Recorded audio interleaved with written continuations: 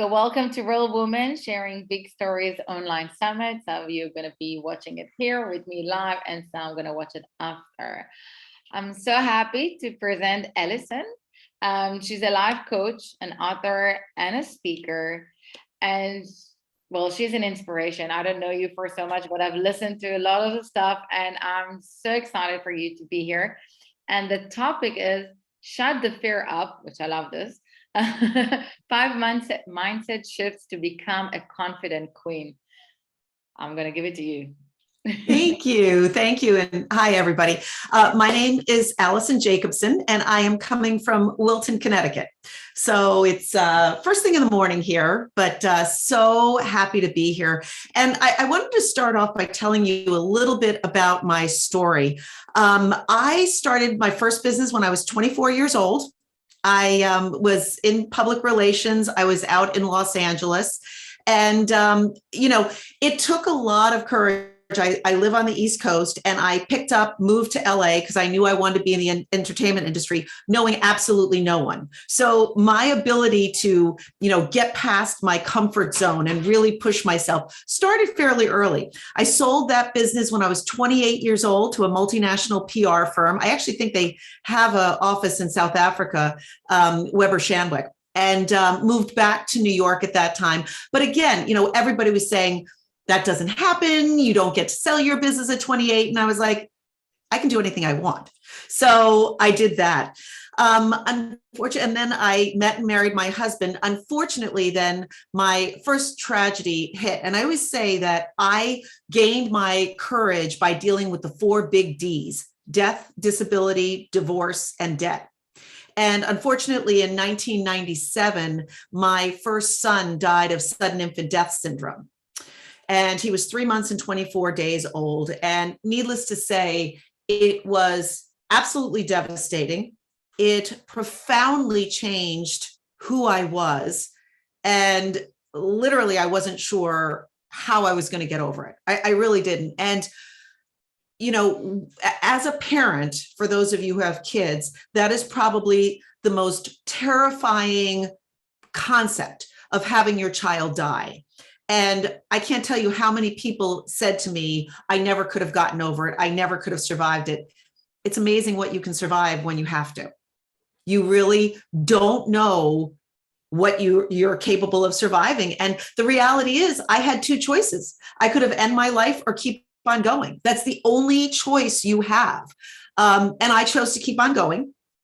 I went on to have my second son very quickly, and started my second business when he was very young. And because it became apparent very quickly, he had special needs. We weren't sure what it was, and we didn't know until later that it was intellectual disabilities. But I couldn't keep doing what I was doing, commuting to New York City. I had to be there for him. So I had to create a life where I could feel fulfilled for myself, but be around him. So that's why I started my second business, which was as a child safety advocate, which fulfilled my need for helping other people, because while SIDS at that time was unpreventable and unpredictable, childhood accidents could absolutely be prevented. And I felt if I could do one thing to help someone else, I would have done something in honor of Connor. And so I started a business. I became a spokesperson for companies. I became a on-camera TV expert about child safety. And I absolutely loved what I did. Fast forward, I went on to have 2 more children, 2 girls, loving life. But I realized that I was profoundly unhappy in my marriage. And there was verbal abuse, there was emotional abuse, and I was the primary breadwinner. And I got some really bad advice at that time from a friend, and I didn't realize it was bad advice. And this person said, just focus on your career and your kids. Don't worry about your marriage. Just focus on your career and your kids. And I tried to do that. I tried to do that for quite some time until I was so profoundly unhappy and so beaten down emotionally and mentally and spiritually. And from the outside, I looked like everything was fine. And, friends didn't have any clue. I was, really running my business. I was killing it in business. My kids were great, but I had no confidence left. I just didn't think I was worth anything. And I finally said, I cannot go on like this. I cannot allow my daughters to think this is the way a woman should be treated. I couldn't allow them to think this is what a healthy relationship is. And so I said, I want a divorce. It was excruciating, painful, as many divorces are, because I was the golden goose. He didn't want to let go of me.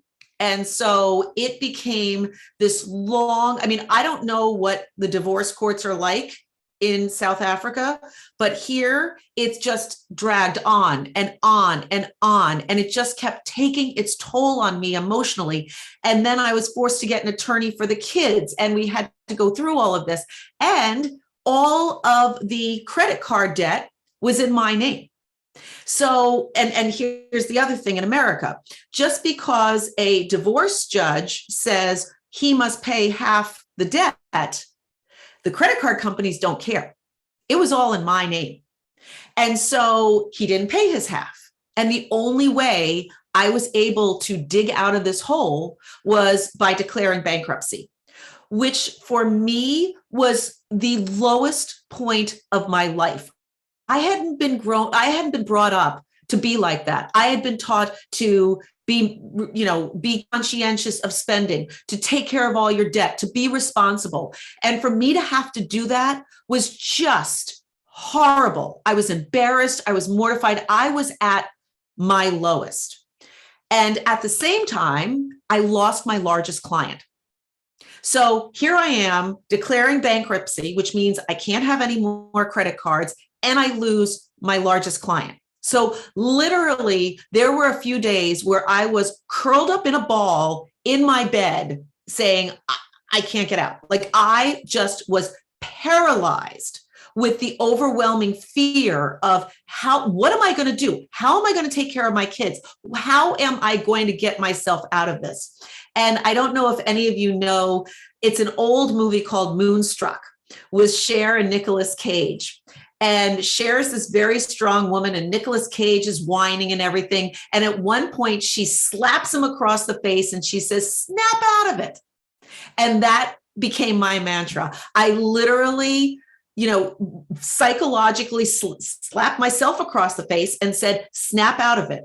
I had kids to take care of. I had myself to take care of. And I said, I could have a pity party for a while, but then I had to get up, put my big girl pants on, and figure out what the hell I was going to do to take care of myself. Now, the good news is being an entrepreneur, I was never short of ideas. I was forced to become a salesperson. I always had a bad thought of being a salesperson. And so I had to recreate that in my mind to think about, I'm not selling me. I'm offering value to my clients. I am sharing. And so what happened at that time was, while I was still doing my safety expert work and my on-camera work, I was still feeling gutted inside, right? I live in a very affluent community where there's a lot of wealth, and people don't talk about credit card debt. People don't talk about money. People don't talk about their marital problems. And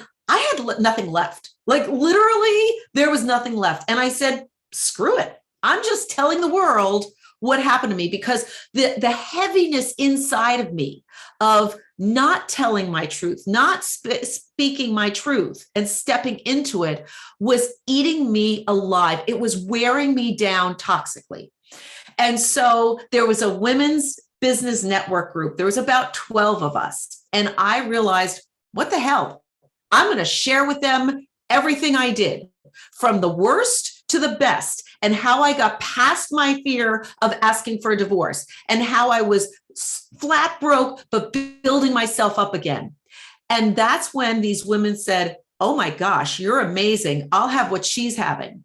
And that's how I got into my coaching business, because by me speaking my truth, it gave other women permission to talk about their truth and to get past their fear and their self-doubt, because what that made happen was a case of isolation.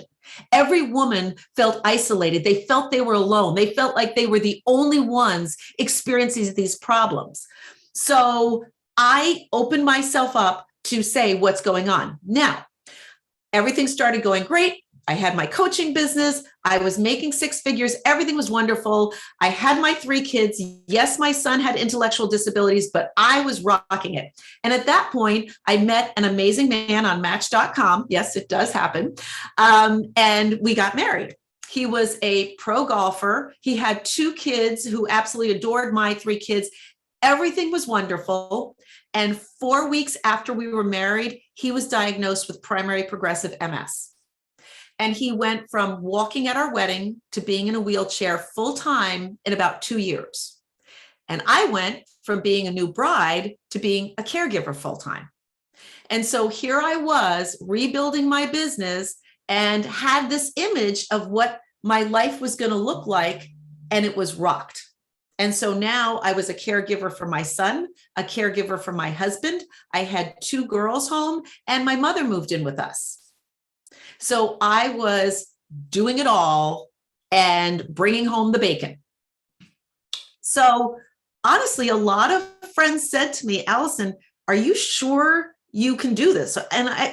But to me, I profoundly loved him.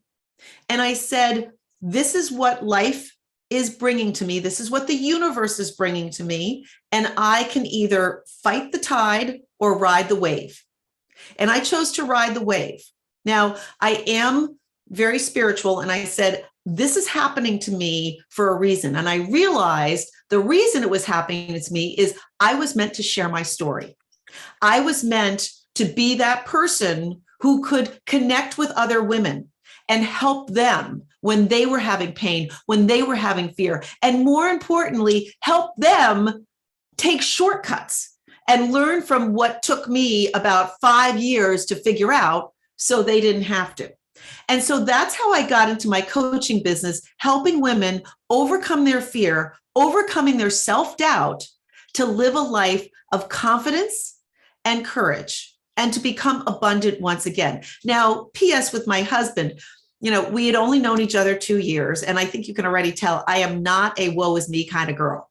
And I said to him, I will always support you emotionally, financially, physically, whatever, but you have to find the way to make your life as great as it possibly can.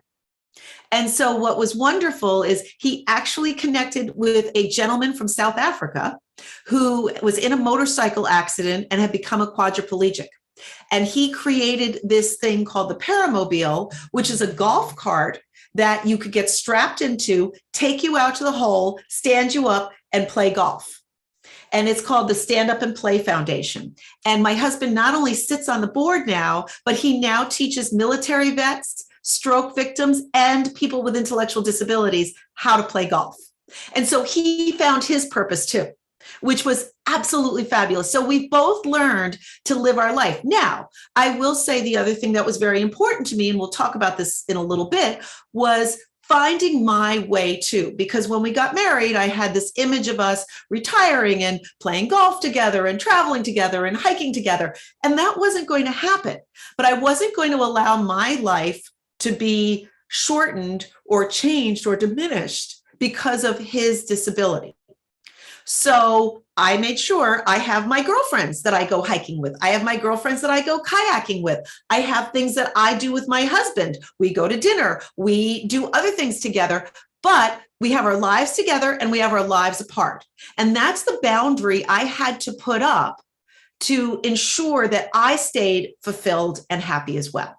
And so that's what I really want to talk to you about, because that is the basis of all of my coaching, is whether you are in midlife and have taken on roles of mom, caregiver, daughter, employee, whatever it is, and have forgotten what your dreams were before you took on those roles, because so many women live through these roles and all of a sudden everybody's gone. And you sit there and say, well, wait a second, what about me? I've been taking care of everybody, and now I don't know who I am anymore.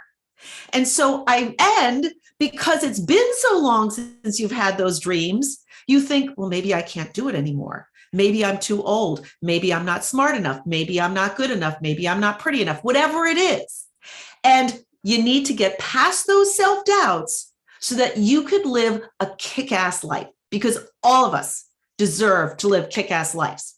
And so that's what I want to talk about, those 5 steps that you can take, and it's mindset shifts to become that confident queen.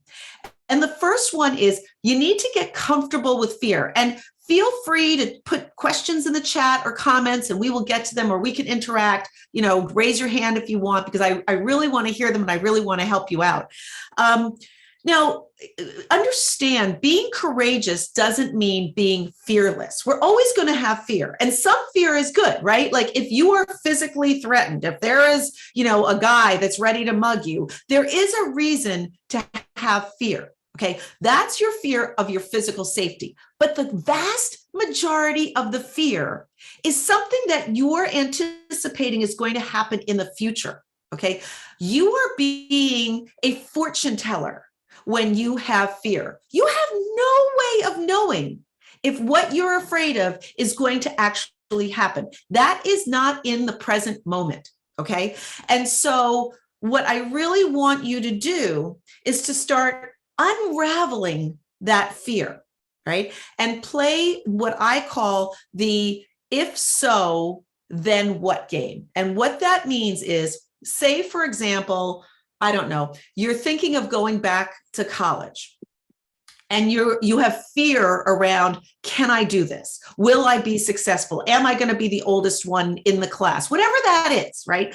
I want you to start journaling about the greatest fear you have around that. So if you're afraid of, okay, if I go back to college, I'm going to be the oldest person there and no one's going to respect me. I'm not going to have anything in common with anybody. Okay, that's going to be the first part. You then say, then what? Okay, then I will find clubs to join. Then I will find other people around campus, right? Then you go to the next. Well, if I can't find anyone around campus, then what will you do?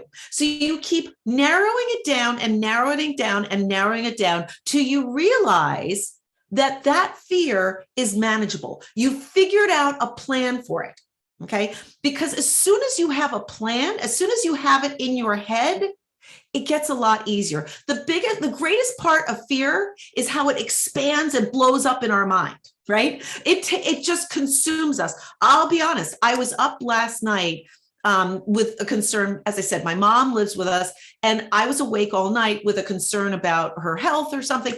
And I stopped myself and I did this exercise, because if you keep thinking about it, it just blows up in your head and it controls you. And we need to take back that control. We also need to realize, if you say to yourself, am I okay right this second, right this minute?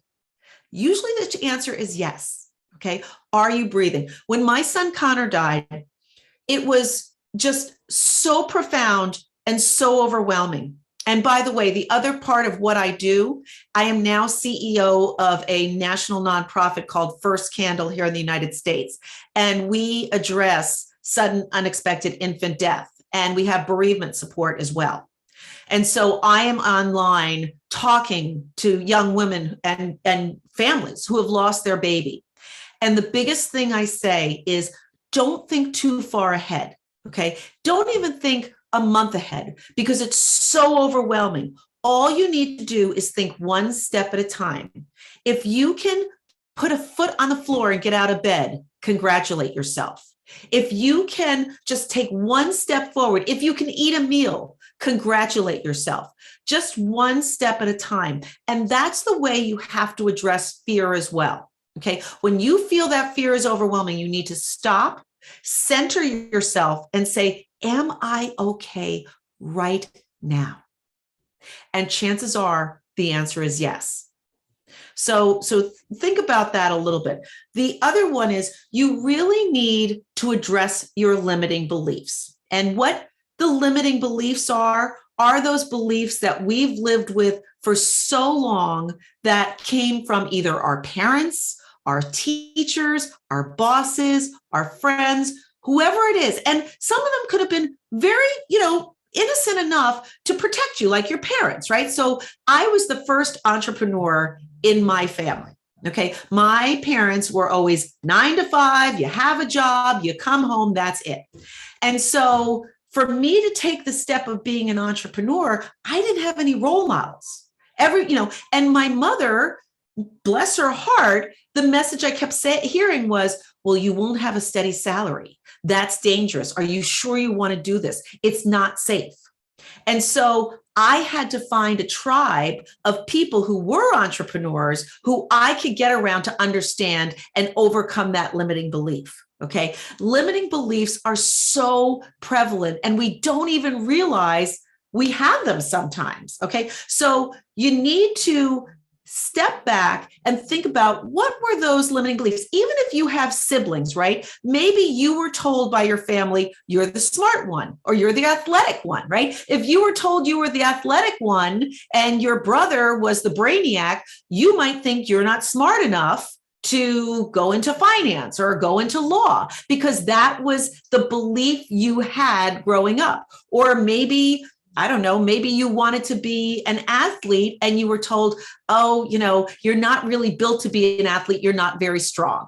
Okay. So that limited you. You may have in school loved to do art and an art teacher gave you a D on a project and made you believe that you were not artistic. And that's hindered you all your life. So I want you to think back of all of those times in your life where someone told you something that you have now taken for fact about yourself. And that just holds us back so much. And we need to tear those down and create our new stories. Okay. So here's the first exercise I want you to think about and do. Write down some of those stories you grew up with. Right. And maybe they've even continued with your spouse. Maybe your spouse is like, oh, you're such a klutz, or, oh, you have no, I'll take care of finances. That's just not something you're good with. You're not good with money. Whatever those stories are, I want you to write them down and think about, are they a fact or are they a belief?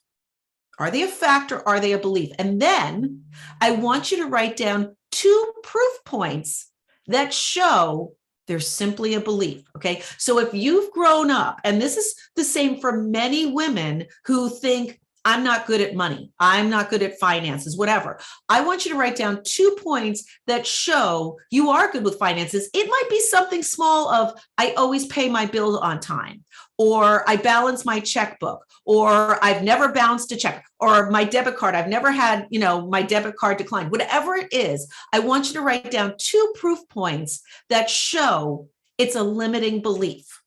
Okay. And Dana mentioned I'm going to be giving away a free something. So what I'm giving away is my free mini course, 7 days to end your limiting beliefs. And you will get 7 days of emails from me, audios from me, as well as resource guides on how to break through these limiting beliefs. And so that's what I'm giving away. I'm also, part of that is a resource on how to create your personal mission statement. Because I think for so many women, we immediately say, I can't do that. Once you write down in real specifics what you want in life, okay, I promise you, you will break through those limiting beliefs, but you have to be clear on what you want. Let's stick with the money analogy for a second, right? It's not enough to say, I want to make a lot of money. Why do you want to make a lot of money? What is that money going to buy you? Is that money going to allow you to take 2 trips a year? Is that money going to allow you to start a side gig? What does that money buy you and how much is it going to take? Because if you're vague, if your dreams are vague, your goal is vague. Okay. You have to have specifics. And once you have your mission statement of what you really want in life, that really helps you. So that's my gift to one of you.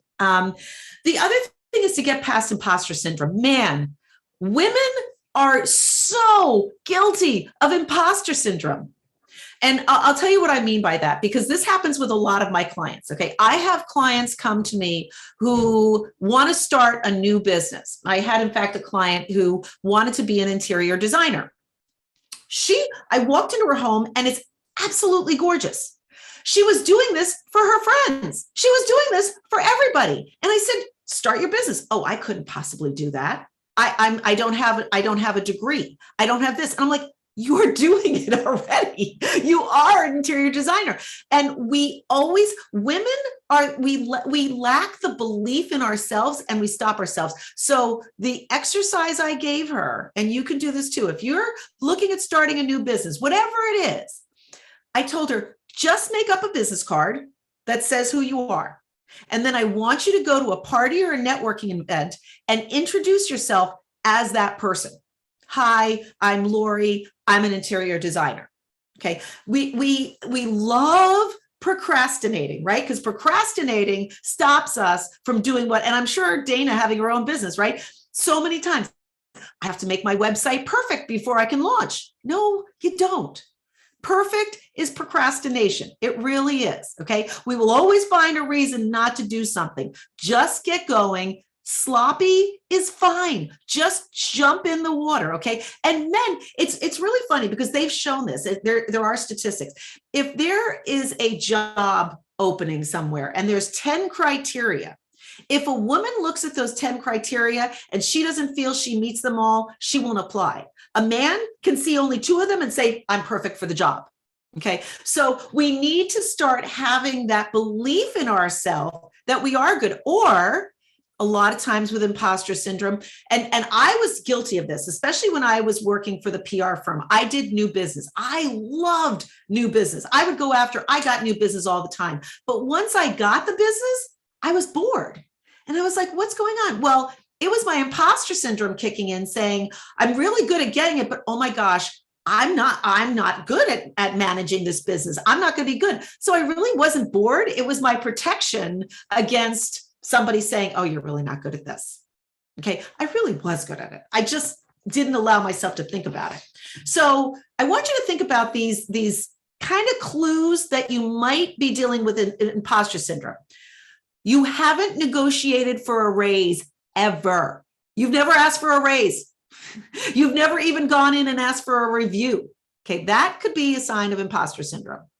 You procrastinate with deadlines or launching your business or anything to the last minute.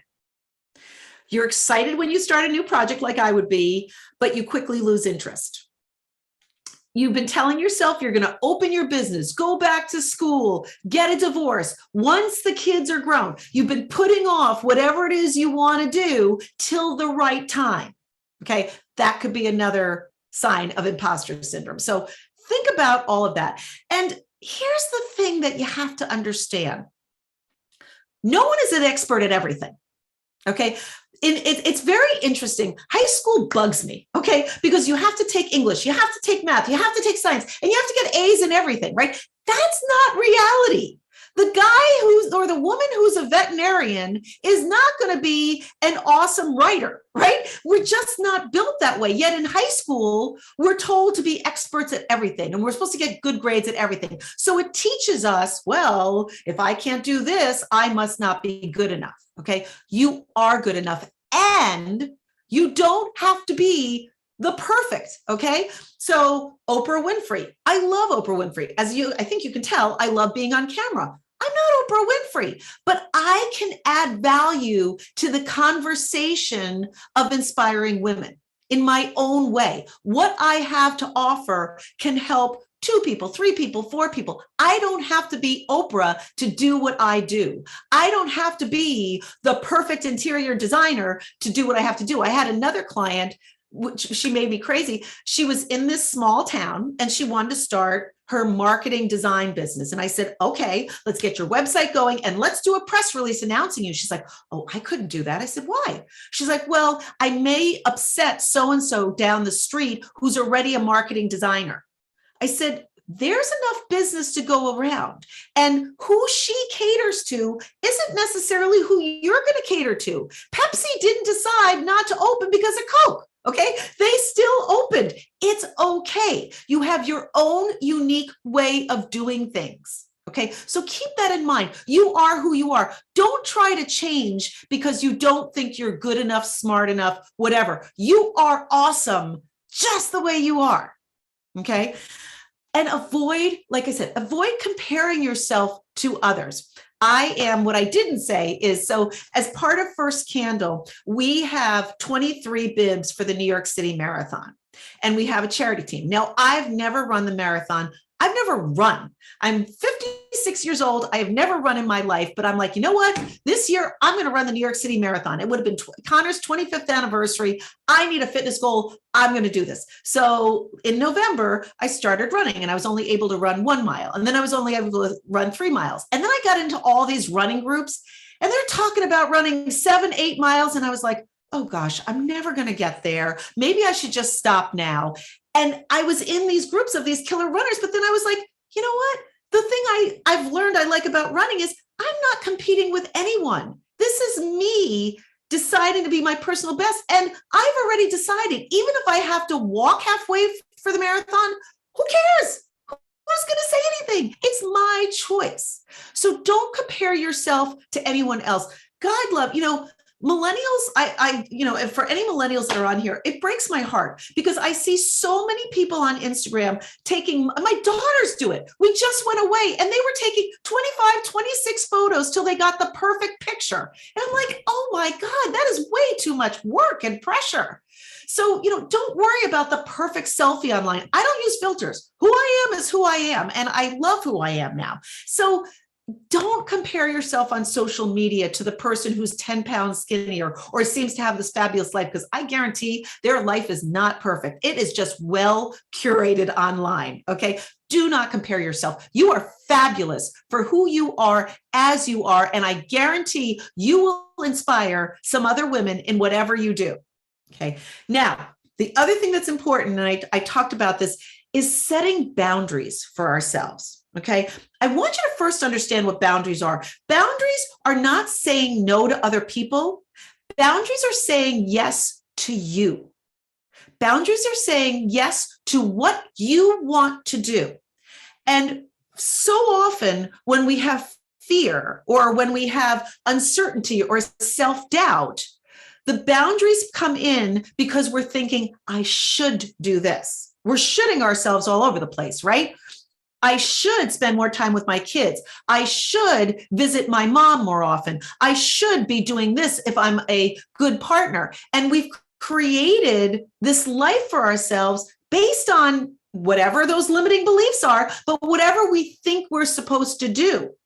And we've compromised our own desires because we're afraid of letting people down. And this is so hard for women, right? We've been taught growing up to be the nurturers, to be the caregivers. I mean, think about, and I hate this, and I think it's changing a little bit, but even now, and I've caught myself, you see a dad in the playground with his kids and you think, wow, what a good dad. He's interacting with her kids. You don't see us saying that to a mom in the park. It's just expected.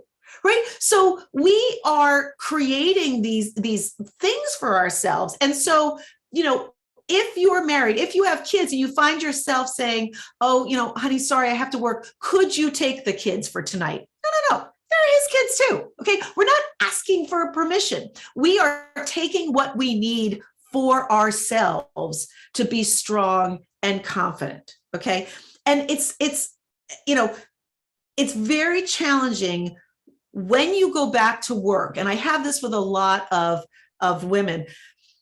If you choose to go back to work or you have to go back to work, it doesn't matter. Okay. I personally love working, but there are so many moms who are like, I need to be home with my kids. My kids don't know how to do this. My kids don't know how to do that. I really feel like we've brought up a generation of kids that are so incapable of taking care of themselves. My son with intellectual disabilities, he may never live on his own and he needs a calculator or his phone to do math, but he can cook for himself. He empties the dishwasher for me. He mows the lawn for me. He knows how to do his own laundry. He knows how to pump gas. He does more than most college kids know how to do. Okay. So by not allowing, by doing everything for your kids and not taking time for yourself, you're actually doing a disservice to your kids. You're not allowing them to grow, and they are manipulative. Because all of a sudden, if you are going back or you're not around, they are going to push your buttons and say, well, mom, why aren't you doing this? You need to set those boundaries. The other problem we have is we sometimes create our own problems, right? If our partner isn't doing something the way we think he or she should, we're immediately like, oh, just let me do it. It's easier. No. You got to let it go. Okay. You have to let it go because it's very easy to enable. So let it go. If you have a sink full of dishes, but you're allowing yourself that time to do your work or do whatever you want for yourself, take an afternoon for yourself, it's okay. We need to release those expectations of what everything should look like. Okay. And it's not just the physical tasks that are killing us, it's the mental load, right? How many of you feel like this air traffic controller for everything in your life, right? It's like you may have assigned tasks to people. Dana and I were just talking about this, right? Dana is a one-woman shop. I was a one-woman shop for the longest time until I got a virtual assistant because I kept thinking, no one's going to be able to do it like me, or it's going to take so long. Oh my gosh, it was so freeing to literally take a chunk out of my brain and give it to somebody else. Okay, so understand we are exhausting ourselves with the physical load with the mental load as well. We got to get it off our plates. That's the only way. But are you willing to do what it takes? Okay, that's the question.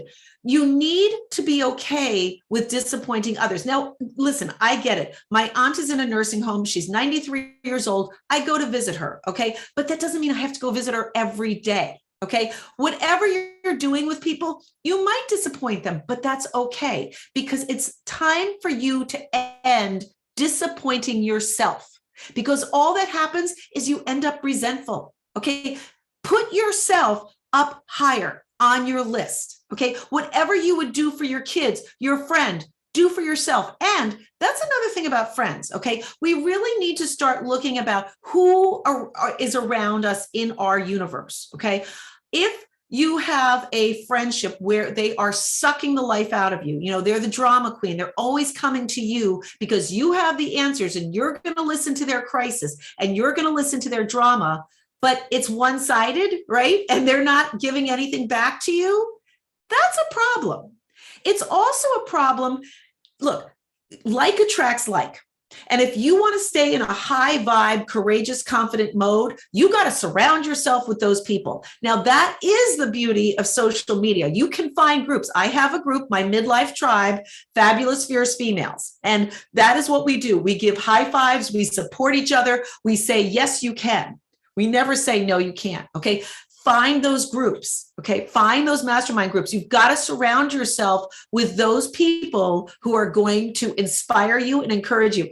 Funny story, for the marathon, I already have 5 people in my life who are on a schedule that are going to call me as I'm running to say, way to go, you got this, Alison, you can do this, you're awesome. I've eliminated those people out of that group who I know would just be like, oh, well, I hope you finish. No, I don't want to hear from you. I only want to hear from high vibe people. So make sure you've got that tribe of high vibe women to keep you going. And the last thing is be open to change. Okay. It is, look, I definitely say, don't give up on your business. Okay. You're going to have highs and lows in your business. You're going to have highs and lows in your relationship. I'm not telling you to give up, but I am telling you to read the signs. Okay. So as I said, I started out as a child safety expert. I was on camera talent for that. And then my kids got older. And then I realized my son had disabilities and my husband. So I started talking about that and I shifted my business to that. Now I'm in midlife. I'm dealing with women in midlife who need courage and confidence. Okay, I shifted again. Be willing to understand you are changing. Your life is changing. It's okay to change with it, and you must change with it. Okay, I stuck in my marriage as long as I possibly could because no one in my family had ever gotten a divorce. No one. And it wasn't that they were telling me not to, but they couldn't offer me the support because they didn't understand. Okay. So I had to be willing to say, I'm going to have a different relationship. I'm going to have a different dynamic than anybody in my family, in my friend circle. My kids are going to have a different experience of being, a 2-family household. It's okay. It is what you make of it. But when you get so entrenched in your beliefs, and you fight that tide, like I said in the beginning of this, if you choose to not go with the flow, if you're going to fight that tide, you're going to get physically, emotionally, and financially burnt out. You need to be okay with seeing where life is taking you. And I have to say, as much as I would give anything to have my son back. I never wanted a divorce, but everything that has happened to me has led me to where I am today. And for that, I am forever grateful. I would not be doing this today if I had not experienced all of those things along the way. And so be open to it. You may not know why you're being pushed down a path, but that gets back to that mission statement, okay? Figure out what you want in your life. And then look for those signs. Okay. You never know if, for some reason you decide, like I said, you want to do art. Okay. If you want to be an artist, but right now you're in finance, if your mission statement says, I want to be an artist, you may be at a party and someone who runs an art gallery says they'd love to have someone volunteer. That's a sign. Okay. Go with it. Go with it. Don't ignore the signs. Keep yourself open for those things that are coming into your life that are directing you to your higher purpose, to what you want to be and who you want to be. So that's what I wanted to tell you. I am more than happy to answer questions. As I said, I'm going to be giving away to one of you my mini course. You do it on your own. It's 7 days to end your limiting beliefs. One of you are going to be getting it. I have other free resources. I have my YouTube channel. I have my Instagram. Dana will post that all. But if any of you have any questions, I am more than happy to answer them. Yes, Kim, you can unmute yourself. Yeah, thanks. Thank you. Sure. This is some valuable tips and threads of wisdom. Around limiting beliefs, I have been working, it's almost, I know it's like an onion, you peel it back all the time, but there's those beliefs that you kind of, something's holding you back, but you have absolutely no idea what that potentially could be. How do you actually go about dealing with those? So trust your gut. And what I mean by that is if there's a certain instance where you're thinking about something and you either get the physical manifestation of a knot in your stomach or your jaw tightens or you get a headache or your palms sweat, that's the physical indication that something around that instance is limiting you. So if it's while you're at work, right? Think about, why am I feeling tight? And like you said, it is an onion. I'm so big about journaling, right? You need to keep revisiting and revisiting. Why is it? What's causing me to feel this way? And when am I getting, I know for me, it's a tightness in my jaw. As soon as I have a tightness in my jaw, I know there's something going on in me and I need to figure out what it is. And it's interesting because, as I said, as all the devastating things I went through, declaring bankruptcy was one of the worst. And I realized that after that, because I had been so responsible with my money, and then this happened, I was so fearful that I stopped looking at my bank account. I stopped even looking at my bank account. And every time that happened, I felt my jaw tighten. And I realized it was that belief that I grew up with of you always pay your bills on time. Whatever that was the thing that was in my head. And when I was no longer able to do it, I realized that was one of the problems. So keep thinking back, and it might not even be from your childhood. It could be from a school teacher. It could be from your first job. You never know. And they're little, they're subtle, right? Like I said, when I was in high school, I wanted to be an actress and I never got the leads in plays. And so that told me, oh, I must not be good. It could have been a number of reasons. It's a high school play, for God's sake. But that was my limiting belief of I'm not good speaking in front of people. Thank you. And about that part that you mentioned when I'm Lily, I'm from Mexico. That part that you mentioned about you start taking care of your husband and now your mom. I'm just dealing with that situation now. My dad is an elderly and we did not expect it. It just happened so suddenly. Yeah. And I have been realizing that all that dreams, all that goals that I set up, okay, I'm going to do this, I'm going to do that. What? Yeah. There's no dream. So how can I start managing the situation? Because my brother and I noticed that taking care of my dad, it's not that we don't want to do it. We do it with love. Right. But it's just sucking too much energy. In my case, that I don't know. I'm stuck in that. Yeah. And it's easy to fall in that trap. So let me ask you, because it's obviously probably different in Mexico than the United States. So is your brother helping you as well? Yes. Okay. And is it dementia or is it a physical thing with your dad? It's a physical situation. Okay. About moving. He cannot move for now. He cannot move. He cannot walk. All those things. He can't walk. Okay. Is there an opportunity? Are there services that are available to you to come in and help, like an aid for a couple hours or something like that? Okay. I was not considering that because I was saying, okay, how I'm going to use that services? Because I spoke with my dad about that and he rejected. So I say, oh my God. So, well, and see, that's where you have to set your boundaries, right? Okay. Lovingly. So your dad is saying no to help, but you are going to have to say, Dad, I can't physically do that. We're going to find someone to help you 2 hours a day, 1 hour a day, whatever it is, so that you can take care of yourself. It's like when you're on an airplane and they say, put your own mask on first. Mm-hmm. Yes, you have to help yourself. And, you can explain to your dad, if you get ill, if you get exhausted, you're not going to be able to help him. Mm-hmm. So think of it as a prescription for yourself. You have to get that help so that you can take care of yourself.